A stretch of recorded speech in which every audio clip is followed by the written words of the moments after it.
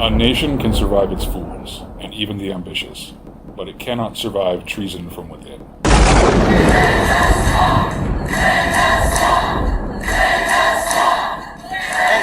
been wrong about the wars. They've been wrong about jobs. They've been wrong about everything. The question is, are they stupid or do they have a plan? I actually think for the most part, they have a plan, but some are not too smart. Welcome to the Horrible Deplorable Show, the anti-globalist America First program dedicated to dehoaxing the media and destroying the narrative. Here's your host, the founder and editor of the Daily Stir, Matt Wingard. Welcome to the Horrible Deplorable Show. My name is Matt Wingard, and with me as always is my good friend Doris. Hello, Doris. Hello, Matt. I want to welcome the Gab community and remind you that you can listen to this episode and past episodes on iTunes, SoundCloud, Stitcher, Pocket Cast, Podcast Addict. We've loaded up to YouTube. We play on the 405media.com, powellmediainc.com, and you can always find it on our website, thedailystir.com. Best thing to do is to search for The Daily Stir in whatever app you're using. Once again, I'll ask those of you who enjoy the show to please do me a favor and go and write a review, please, in the iTunes app if you can and are willing. It helps to increase the results with the algorithms they use if we get more reviews on iTunes. So there was a special election in Pennsylvania 18. Everybody's trying to make a big deal out of the results. I think it's a mixed bag on both sides, positive and negative. First of all, Trump went in there and held a rally just a few days before. Everyone said the polling showed the Democrat was going to blow out the Republicans. So clearly the fact that the president went in and campaigned there had a positive effect for the Republican candidate, even if he ends up losing by a handful of votes. So the lesson there is that Trump is a net positive, that he can move numbers in Republican directions, and that means he's going to have to be an active campaigner during the election cycle and be out trying to pull people across the finish line. Most of these observations have already been out there, but I'll repeat some of the ones that I think are the best. Paul Ryan said that whoever won the special election, it was somebody that was opposed to Nancy Pelosi, and he was right about that because the Democrat Lamb had run as pro-gun and pro-life and anti-Pelosi. So it's not exactly a bellwether for Democrats. This is a 20-point Trump district that they've now won by a handful of votes, and I think they'd like people to think that's some kind of template, but they're not going to run Connor Lambs across the country. Most of the candidates that come out of the primary fights that they will have in their various districts will be much more in the Bernie Sanders, Nancy Pelosi mode than in the Connor Lamb mode. If the Democrats were serious about running those types, that could be a threat. But again, people are going to have to wake up to the fact that those guys are obvious shills. There's no way that people like Chuck Schumer and Nancy Pelosi and Debbie Wasserman Schultz and all the rest aren't essentially in charge of every decision the party's making, even if a handful of blue dog Democrats get elected. VDare pointed out that the Republican Ciccone, he had refused to fight hard on immigration. He had an opening because his Democrat opponent had taken some of these issues off the table by agreeing and running as a conservative. But Ciccone could have run very hard on the immigration issue, and Lamb was not willing to do that. He was not willing to break with Democrats on that issue, and so that could have been a real line of demarcation between the two of them, and probably would have made the difference. He was not a very strong candidate, this guy, not certainly running as a Trump nationalist, and those of you who listen to this podcast know that I've been encouraging that now for months, that the way to go is with the Trump nationalist candidates, but the party is not even interested in recruiting those types of folks. So, Plus, you had a choice between an older man and a good-looking younger man with bright ideas. A veteran. All those things make a difference. And this morning I heard Lamb was ahead still by 650 votes. And the district's going away. It's been redrawn, so it won't even exist in the November election. And the two of them live in two different districts now, according to the map that's likely to get approved. So they may both end up in Congress after November. So I want to take a moment to toot my own horn. Back on August 3rd of last year, episode 10, I had talked about the coming elections and the need to concentrate on picking a few targets to make examples to the Chamber of Commerce Republicans and let them know that we expected more support for the Trump nationalism that we've been voting for. And I specifically called out Jeff Flake in Arizona and Corker in Tennessee and Heller in Nevada as good primary targets in the Senate. And 2/3 of them are already gone. Flake is not running for re-election, Corker's not running for re-election, and that allows us to concentrate most of our fire on Heller in Nevada. So I hope that we are able to accomplish that goal. I think that maybe there are key people listening to this podcast because things we talk about here do tend to crop up in other places. But I think that now is the critical moment. These primaries are going to begin to pick up, shifting for a second here to the House. And we need to be thinking about who we want facing the Democrats in November. The party itself, the apparatus, is out there recruiting people in the same fashion that they've been recruiting for years. And so if we want Trump nationalists to be the candidates, we're going to have to do that from the ground up. Rex Tillerson was fired as the Secretary of State by the president, and he's moving the CIA Director Pompeo over there. And everyone in the press is getting kind of in a tizzy about the deputy at CIA that the president is nominating for the directorship to be the first woman to direct the CIA because she had run a black ops site in Thailand back in the early stages of the post 9/11 war against terrorism and apparently had been personally involved in some torture. I think it's worth noting that these debates over torture are usually about waterboarding, sleep deprivation, and things like that. I think that whether one agrees that that's torture or not, I think we can all agree that if our enemies, including our terrorist enemies around the world, and every enemy we've faced on the battlefield in the last 50 years, if this was the extent of what they did to our soldiers when they captured them, light deprivation, waterboarding, I think we would be a lot happier. The fact of the matter is that no one that we face on the battlefield, none of the terrorists that we're dealing with, adheres to any of these Geneva Convention ideals, and soldiers are routinely beheaded, tortured, horrible things happen to them. I just have a hard time getting that concerned about whether you want to call these techniques torture. At worst, they're light torture because they don't maim, and they don't kill in the way that our enemies do on the battlefield against our own people. And this idea that it would make a difference to our enemies, it clearly doesn't. So what they need to do to extract information, I think most Americans believe you do what you got to do to extract the information that you need. I hear this, well, this is not who we are, but that just keys right into the same kind of handkerchief politics, perfumed handkerchief politics that I've been pushing against since you started listening to this podcast. I don't know what the point is in taking the high road if you end up actually losing a conflict. What's the point of going to war with someone, an actual war in a foreign land, and taking the high road in how you conduct that war? That makes no sense to me. War is by its very nature evil. All sorts of evil things are going to happen, even if you think you're taking the high road. At the end of the day, there is only one objective, and that is to win. And everything that is done has to be done in that service. You can gnash your teeth. Think about the gnashing of the teeth that has happened around the 2 bombs that were dropped in Japan. I think the case is clear that more lives were saved than lost by that decision, but we can disagree on that. The point is, though, that we're all free to disagree about that because we won that war. So we can just have these endless debates for hundreds of years about what the high road was and what we should have done and what the leaders then should have done. But we have that luxury because we won that war. No one's on the losing side debating about taking the high road because they're all dead and hung, the leaders from those countries. And as a woman, I like the idea of a tough lady being in that position.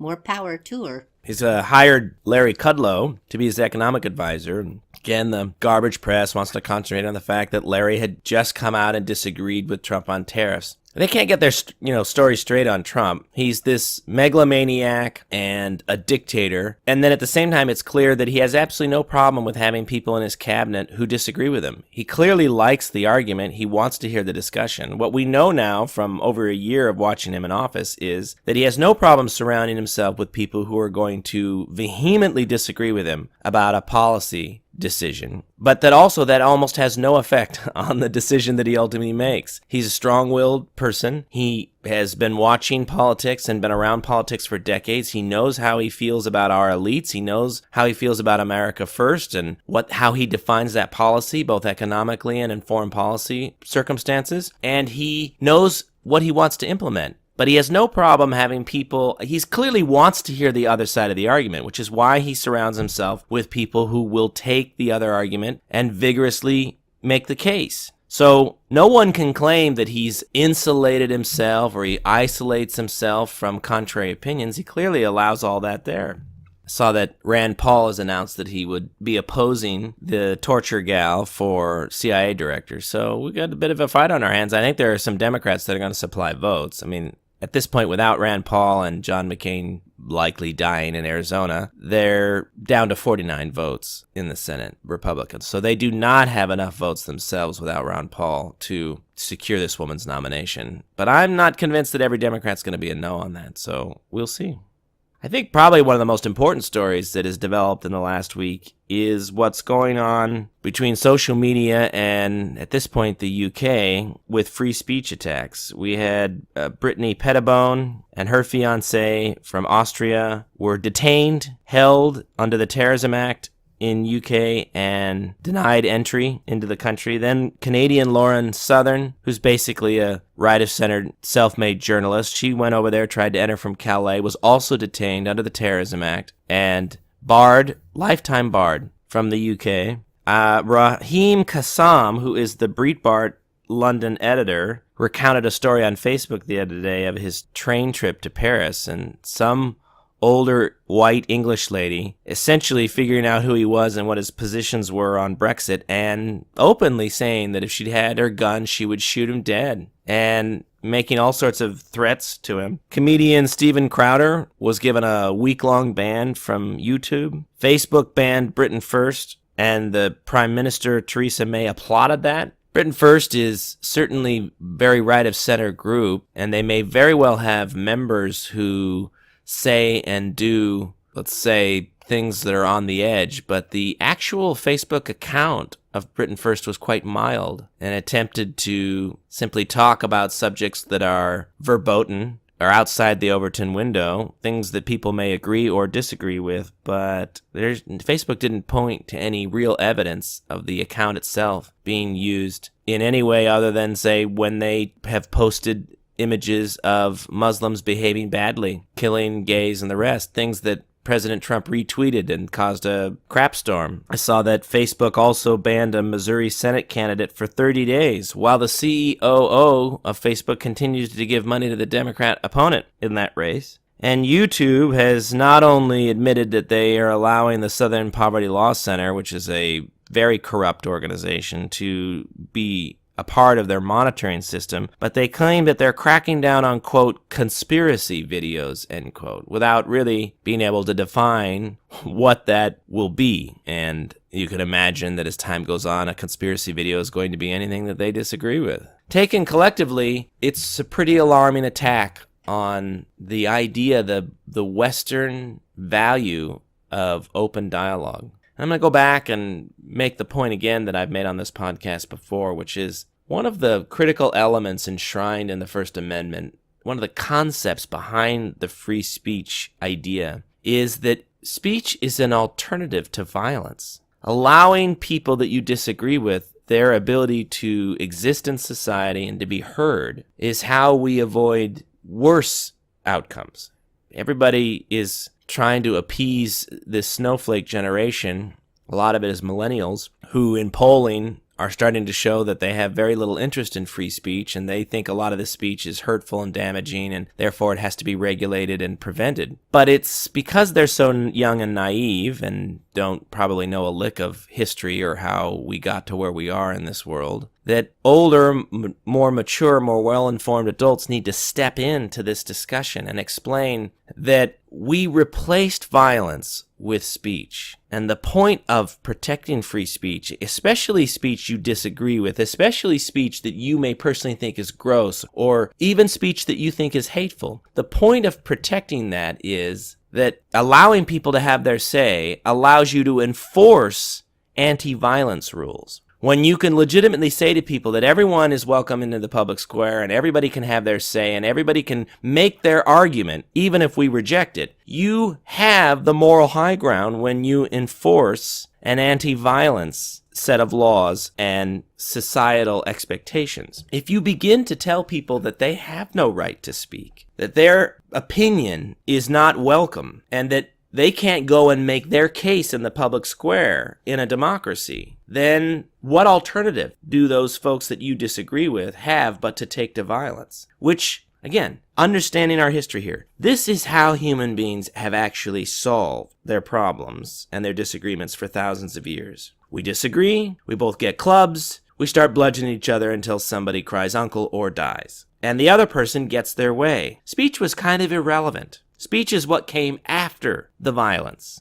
And we have spent thousands of years with people paying the ultimate price to develop this concept of speech first or speech instead of violence. And if we're going to allow a lot of insanely stupid, younger and uninformed generations to roll this back, we ought to look it square in the face. If we abandon this concept of speech before violence or speech instead of violence, then we're left with what has always been under the surface and is still there, which is violence. And that's a mistake. It's a huge mistake. And allowing these tech overlords to police speech from a leftward angle, I mean, everybody intuitively understands that if they were all doing this in the opposite direction, if they were allowing people right of center to say whatever the hell they want, and suppressing anybody with an extreme environmental position or anybody that's making some kind of an extreme sexual or feminist argument, that the left would come unglued. People would be in the streets. They'd have already torn the doors off of the headquarters of YouTube and Facebook and Twitter and all the rest. And they rely on people on the right to take the high road and to be gentlemen and to docilely roll over. And I think everyone can see out there from the fact that the Antifa shock troops have been met in the streets by folks who may or may not be white nationalists, some of whom clearly are, but maybe not all of them. There are a lot of people on the right who are willing to meet the left in the streets if that's the way that this is going to go. It's a huge mistake. And I don't need to pull out old quotes everybody's familiar with, like, first they came for the Jews and, the Niemöller quote. But the reason those things exist is because they're true. If you're on the left and you're just sitting gleefully by watching this suppression of speech on the right, you're, of course, an idiot. Anybody who listens to my podcast knows that I believe most people on the left are idiots. It's so short-sighted. The whole point of the real task to defending free speech is not defending your own right to speak or the right of people you agree with to speak. That's easy. You're only actually a proponent of free speech if you're willing to go out of your way to protect the speech of the people who hold the exact opposite view of you, the people whose speech you detest the most. If you won't defend that speech, then you don't believe in free speech, and your own speech will be taken away. Who has all the guns in this society? The idea that the left would make such stupid decisions as to encourage people to take to violence as a means of solving political disagreements, that the left would believe that that outcome is going to be anything other than bad for them, and why they would expect that after that violent outcome, which will not go their way, would result in a society in which they will have free speech rights, I don't know how they could believe that. If you force people to resort to violence, which is essentially warfare, don't expect mercy at the back end of that from the victors. I don't think we would have expected mercy from the Japanese if we'd lost World War II, or from the Germans if we'd lost World War II. So if you're going to encourage violence, if you're going to push it in this direction, where we no longer defend each other's right to have a say in the public square and accept the results of elections, if you really do want a violent outcome, which is the only alternative path that you're putting the country on, I think you should have very, very low expectations for what your rights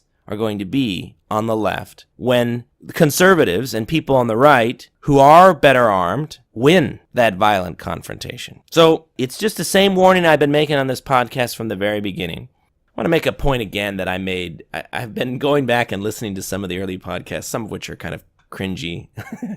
I decided it wasn't until episode 5 or so that we really kind of got in our groove on this podcast. But very early on, I made a comment about ethnic minorities in the country who are conservatives and how valuable they are and how important it is to be welcoming and to reach out to those folks. And I want to make that point again. People who are Hispanic or Black or Jewish and who take conservative positions not only face what we all face for just being conservative in this very liberal society, but they get an entirely additional reaction within their own communities that is equivalent to being called a traitor. I mean, black conservatives get called Uncle Toms. I mean, I can remember a politician in Maryland who had Oreo cookies thrown at him at a live event, something that would never be tolerated in reverse. But the kind of abuse that ethnic minorities who are conservatives in this country take is almost boundless. People within their own group, their own ethnic group, they don't feel any reservation about publicly confronting conservatives within their own ethnic group and saying the most vile things. And I have a lot of sympathy for folks who defend Western civilization and Western values in these groups, because sadly, a lot of them believe that somehow there's going to come a moment when a majority of these ethnic groups are going to support the conservative position. And they're not. The polling on this goes back decades. They're not. You're going to get anywhere from 10 to 40% of people in these various groups to vote the conservative position, but it's never going to be a majority. And so they're always going to be a minority within the minority for defending Western values and Western civilization. And this also goes for, say, gay men. Gay men actually make a pretty good conservative constituency if you take out gay issues and you look at all the other issues around fiscal issues, things like that. Gay men tend to be conservative. But again, and there are many gay conservatives out there, they're probably never going to make up a majority of the community, but there are a lot out there. And so I guess my message is, when you see somebody who's in a minority group, whether it's an ethnic minority group or some kind of a social, sexual, gender minority group, and they have taken on the mantle of defending Western civilization and Western values, and they are 80 to 90% conservatives, reach out, thank them, do what you can to help them, because they have an actual tougher road. There was this article that I read the other day about how Democrats in the House are recruiting from the intelligence community. I'm going to read a little bit about what it said. It said, an extraordinary number of former intelligence and military operatives from the CIA, Pentagon, National Security Council, and State Department are seeking nomination as Democratic candidates for Congress in the 2018 midterm elections. Potential influx of military intelligence personnel into the legislature has no precedence in U.S. political history. If the Democrats capture a majority in the House on November 6th, as some are predicting, candidates drawn from the military and intelligence apparatus will comprise as many as half of the new Democrat members of Congress. I just think this is extraordinary, and it's part of the whole deep state pushback that we've been discussing. It certainly puts a lie to the idea that the Democrats are opposed in some way to the deep state, or, you know, they during the Bush administration, they were banging away on the CIA, and up until just the last couple years, they loved to bang away on the FBI. But the moment Trump's in office, they become staunch defenders of all these organizations, right? So at the same time, they're calling the president a dictator. They're passing a reauthorization for FISA that gives him these extraordinary surveillance powers, right? So they don't mean any of this. And it's really all about power. And if you understand that the left is about power, you understand why they would be attracted to organizations like the CIA and FBI and National Security Agency, because these are the most powerful agencies in our government. The kinds of things that they are allowed legally to do to surveil us, most Americans have no idea how monitored they are. And that's just the stuff they're legally allowed to do. I guarantee you that all of these agencies are doing illegal things as well, pushing the boundaries constantly on what the law technically says they're allowed to do. And I think that it is an interesting development to see that these organizations that maybe conservatives thought were, you know, I think in the conservative imagination, the CIA and FBI are staffed by conservative personnel. But look at how many people are flooding out of these organizations and running as Democrats. And I think we just failed to understand how penetrated so many of these organizations are from the left. My God, people, John Brennan served as the head of one of these agencies under the Obama administration, and the man was an avowed communist as late as 1980. It's clear that a lot of folks who are feeling that they're being pushed out or that their power is diminished in these agencies have decided to join the resistance. They've come out of hiding, out of the shadows, which is not necessarily a bad thing, and they are running openly as Democrats. But imagine that Democrat majority. Assume for the sake of argument that they win in November and Nancy Pelosi is the speaker again. All of that illegal work that was done under the Obama administration, all those people who felt that they could unmask at will and that they could get illegal FISA warrants on folks, they will now be sitting in the legislature. I mean, these are really bad people, and the president's done a really good job of flushing them out, it appears. I can't think of another reason why they would have left these agencies. But we have a chance now to defeat them. And my concern is that a lot of them are going to present these really kind of impressive military credentials. A lot of people who come out of these agencies started out their lives as working in the military in one way or another. So they're going to be listed in the voters' pamphlet statement as veterans and intelligence officers, and that's going to seem very impressive to voters. And we've got to do our job to get out there and educate people that these are some of the supervillains in our society, and they must not be elected to the legislature, to the Congress in this case. Folks, you do not want to see a combination of the crazy, radical Nancy Pelosi, Chuck Schumer left married to the deep state intelligence service officers in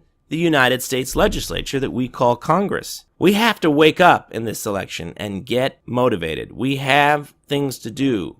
Trump is working hard every day. He only sleeps 3 or 4 hours a day. We've got our work to do. The election is upon us. We have a whole bunch of never Trump Republicans that need to be pushed out and primaried. That's work that needs to be going on right now. The primary in this state is in May. A lot of states it's a little bit later, but you've got to be doing your work now to get the right kinds of winnable candidates out in these primaries. And then we have to be ready to go hard at these Democrat deep state operatives who are running out in the open now for Congress. So I've been telling you for a couple of months that we would be expecting we should be expecting an Inspector General's report out of the Department of Justice. And it looks like that is days, hours away from being released. And I saw one tweet out there from a social media account with a large following, and someone who has good sources, that General Kelly is holding up that IG report because it is so devastating against the Department of Justice and the FBI.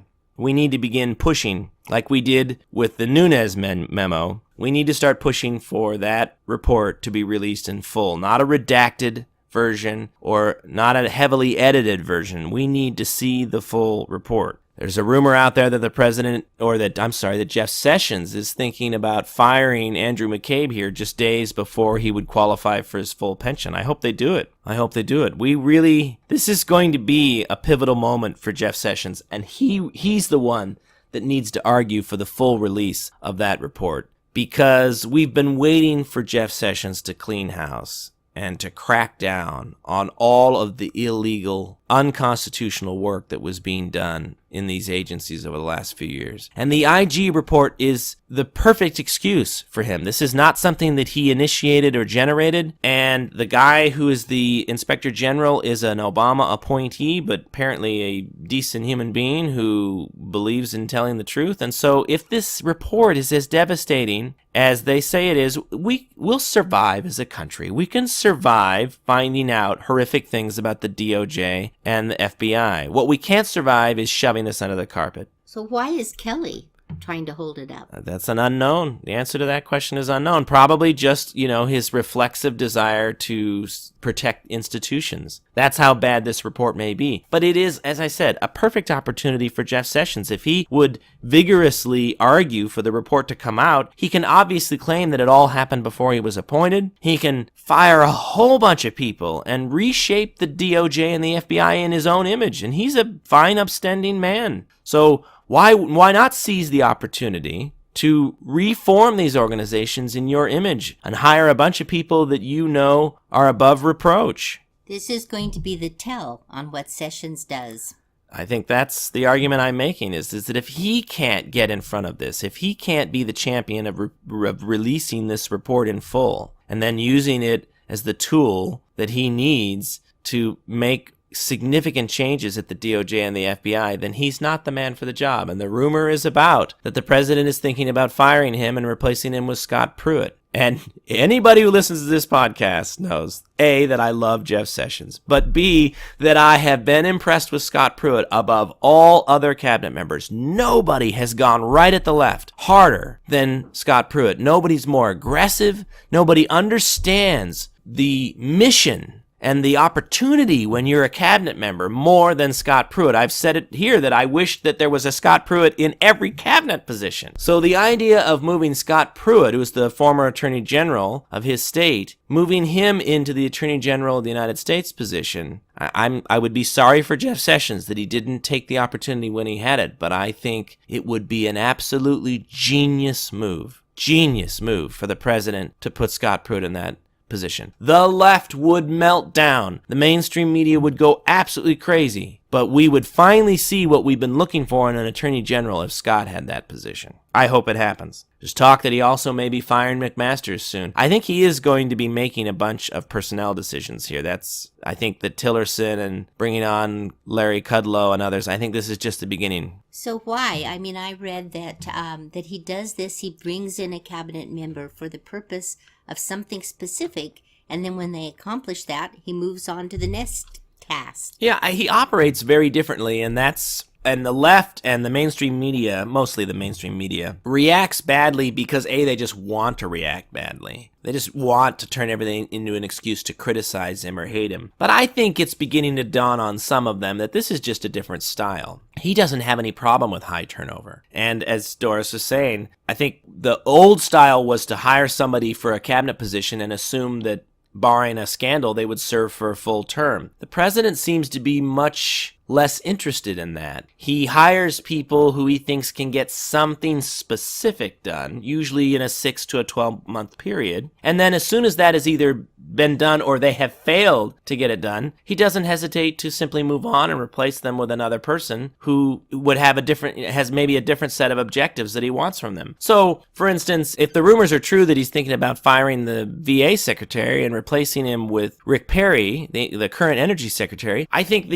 some of that's scandal driven. There's obviously problems over there. But the fact is that some of the early things that he wanted the VA to get done, that he hired the man for, have been accomplished. And whatever he would be bringing Rick Perry over for, it would be a new set of objectives. I think that this is a pattern we're going to see is that instead of having one or two people serve in his cabinet in a particular position, say 1 or 2 energy secretaries or 1 or 2 VA secretaries or 1 or 2 or 3 secretaries of state over the course of an 8-year reign as president, I think you're more likely to see 5 or 6. You could see annual turnover in some cases, depending on what he's looking for. And it's just a different management style. And of course, it causes everybody in D.C., who I think is very wedded to the idea of lifetime terms and people serving long. This is all about their retirements and their prestige. The idea that they would come in and just sort of be turnaround CEOs and serve for 6 to 12 months, that's abhorrent to them. All the more reason to love it.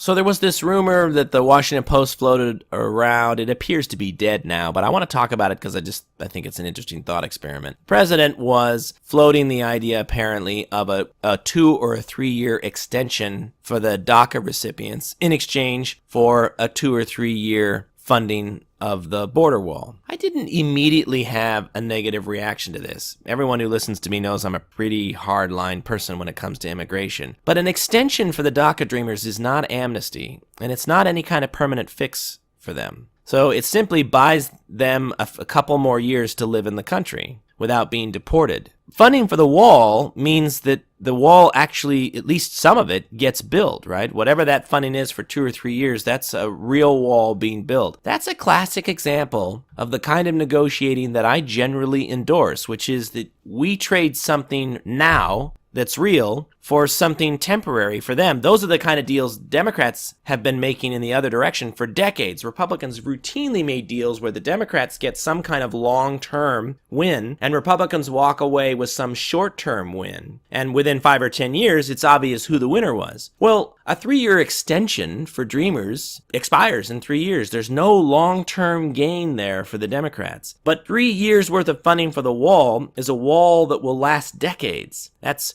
real structure that gets built. So in my mind, that's a long-term win. Frankly, I'm not exactly opposed to at least thinking about the idea of an 8-year extension for Dreamers over the entire Trump administration in exchange for 8 years of funding for the wall. Now, I would love if the Republicans would just man up and fund the wall without that. But if we're talking about making a deal, if Dreamers have still not been given amnesty and they have still not been made citizens, And yet we have 8 years of wall funding, which is probably the full amount of time you would need to fully fund the wall. That's a pretty good victory. We get a wall, and all they got was a reprieve. So I'm not entirely endorsing it, but I am trying to make the argument that these are the type of deals that we should be open to. Any deal that is simply a short-term win for them, but a long-term win for us, is a deal worth making. And of course, it leaves on the table the idea that dreamers can actually have citizenship in exchange for the kinds of things that the president's been asking for, and a total rehaul of the immigration system, which includes an end to the visa lottery, an end to chain migration. I would throw in there and insist on an end to anchor babies as well. But that deal, of course, may or may not get made. In the meantime, getting the wall actually built is, first of all, it just drives the left crazy. And they're not actually getting a permanent fix for the DACA recipients. So I guess my argument is I'm open to those kinds of deals. With this caveat, though, the president is not deporting enough people. So in the current environment, as things stand now, I would probably oppose the deal that I just outlined. However, if I could get assurances from the president and he would step up deportations, add some zeros to the numbers we're seeing, then I'd be much more amenable to that kind of a deal where the Democrats get a temporary victory, whereas we get a much more permanent one.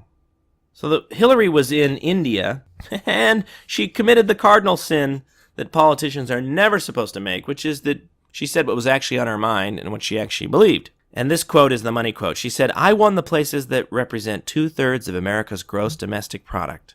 So I won the places that are optimistic, diverse, dynamic, moving forward.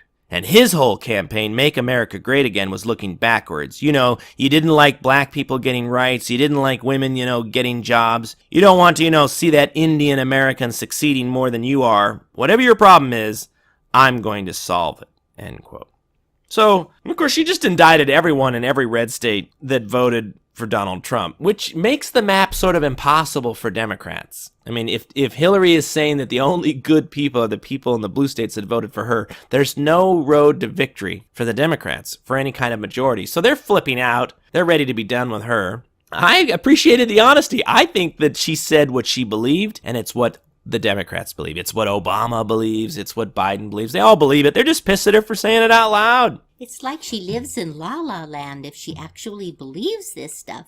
Never underestimate the disdain and hate that elites have, especially left-leaning elites have, for the vast majority of Americans. Look, you only have to watch the policies that they push to understand how much behind that veneer of a smile on all these Democrat politicians, they loathe us. What else could explain their desire to import millions of foreigners into the country to vote for them? They obviously don't believe that we're going to vote for them, so they want a whole new people to be brought in. Now, that's a pretty despicable thing to do. I mean, imagine if your parent one day said, "Welcome these 3 new children that I have brought in. I don't really like you kids. You're not very good kids. I don't think you've been appreciating me, your parent, the way that you should. So I'm bringing in new kids to replace you." I mean, on any kind of micro level, if I gave you some kind of example, you would find this very distasteful. Be like, that's kind of mean or despicable. But when it happens at this macro level, well, it's just politics. It's not just politics. We have a country with principles and a constitution and a border,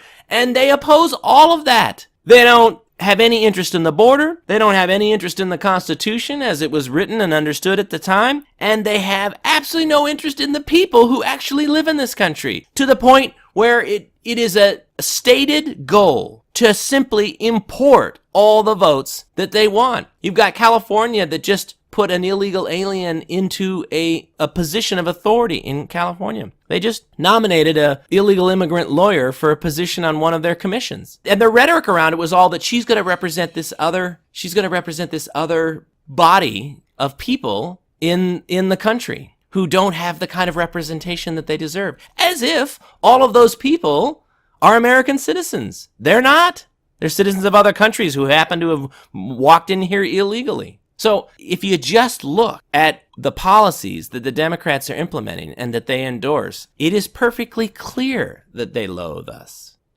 So Martin Shkreli was this so-called farmer bro who had this very cocky social media persona. He was probably the only multimillionaire on social media who did, this is a phrase called shitposting, and it is a term for people who say really provocative things on social media that are designed to kind of stir the pot and get people agitated. And he did it in spades while he was CEO of a pharmaceutical company. So ultimately, in the same way that kind of Mueller's probe is going around just sort of looking for reasons to indict people who are friends of Trump as basically punishment, right? Because we could open a probe like Mueller's and go after, say, all of Hillary Clinton's friends. And I guarantee you we'll find people who made financial transactions they shouldn't have made, or didn't report all of their income out to the IRS, or have shading dealings of one kind or another. And we could go around indicting Hillary's friends all day long. But there's only been one special counsel appointed, and that's to go after and punish all the people who attempted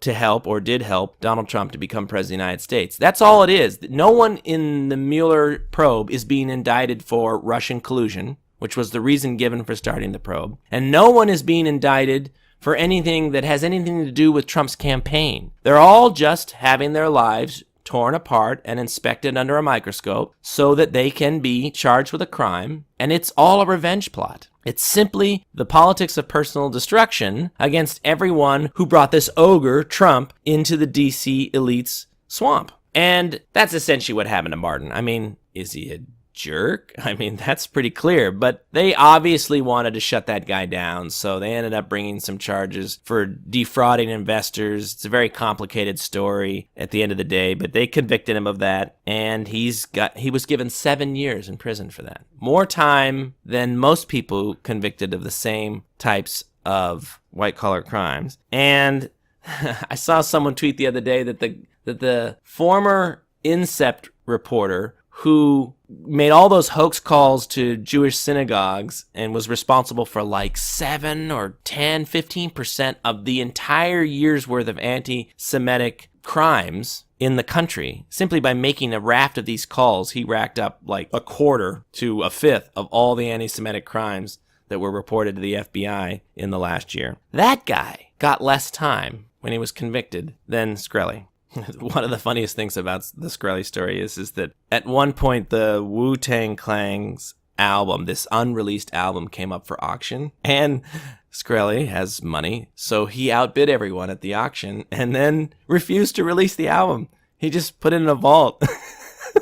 And had no intention, just trolling people, right? All these Wu-Tang Clan fans wanted this album to come out, and he swoops in and buys it and just squirrels it away so that they can never hear this music. And then he was always sort of making these sort of veiled promises that he would release the album under certain conditions, just trolling people on an ongoing basis. So he was sobbing in court and begging for the judge's mercy, and an entirely different Martin Shkreli showed up for that sentencing hearing. It will be interesting to see who he is when he comes out of prison. Does he reassume that persona again, or do we get a much more humbled and broken Martin Shkreli? I did meet him at the Deplorable, which was held last year during the Trump inauguration. Just very briefly, had a picture taken with him. We didn't even really have a conversation, but he seemed like a nice enough guy. Doris and I saw Red Sparrow this week.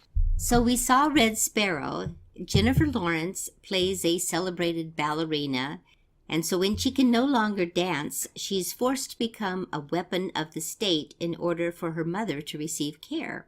So she's sent to training to become a sparrow or spy and to weaponize her body for spying. So if you're a fan of FX's The Americans on TV, you will see a lot of the same themes.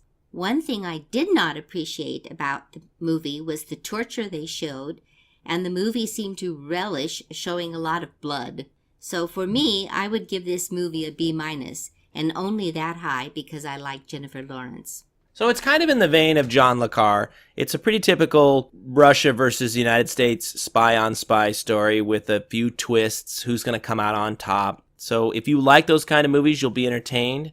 I thought one of the interesting things, the movie has a bit of nudity in it as she goes to this school and they're sort of teaching them to use their sexuality to gain an advantage. And it goes out of its way to be kind of quite explicit with all of that, which I didn't necessarily mind because I thought that was going to be an integral element of the plot. But strangely, in the second half of the movie, when she's actually out as an agent, it factors very little in what she has to do, and it factors very little in the plot. And so it left me at the end of the movie kind of curious as to what the point was. Obviously, the point was the nudity, which producers have been trying to stick into movies for decades as a selling point. But usually they do a better job of having the nudity be an integral part of the plot in some way or another so that it's a little bit more seamless. In that case, I was really scratching my head at the end of not sure why we had to have these scenes that went out of their way to explain how a person would use their sexuality to gain an advantage. And then she barely does that in the second half of the movie. It's like I thought we were learning all of these skills alongside of her because we were going to watch her implement them in the course of the plot. But very mildly. I mean, she does do a couple of things to get men to do what she wants them to do, but it's so mild and sort of just happens in passing that I just was a little bit dumbfounded by the end of the movie as to, it almost felt like two separate movies sort of fused together. And there wasn't a lot that happened that you didn't necessarily see coming. If you've watched any of these kind of spy thrillers, you kind of know where they're headed in general and how they generally like to finish up at the end. But I wouldn't say it was boring, and I would agree with Doris. I would give it about a B. If it's the type of movie that you enjoy, these kind of spy thrillers, then I guess we would recommend it. But there are a lot of people that aren't fans of Jennifer Lawrence anymore, and I don't know, this wasn't her best performance. She did just fine in this. But I didn't think there was anything about the movie that made it particularly extraordinary. That's about all the time we have for this show. You can always find this episode or other episodes of this show on iTunes, SoundCloud, Stitcher, Pocket Cast, and YouTube. This is a labor of love, but we need you to share it with others and to put a comment on whatever app you're using to listen to the show. If you would give us some feedback and make a comment, that would be very helpful to growing the audience for the show. Trump supporters, you are not alone. Goodbye, Doris. Goodbye, Matt.